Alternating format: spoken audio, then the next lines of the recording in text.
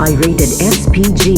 Striktong patnubay at gabay ng magulang ang kailangan. Maaaring may masiselang tema, lengguwahe, karahasan, sexual, horror o droga na hindi angkop sa mga bata.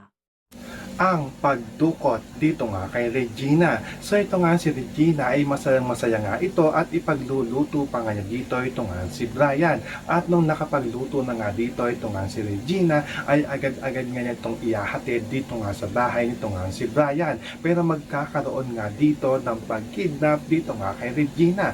Dahil sa kanyang pagbaba dito nga sa kanilang bahay ay bago pa nga ito makasakay dito nga sa kanyang sasakyan ay nga sa paiikutan ng mga lalaking almado at pipilitin nga siyang sumama dito nga sa kanila.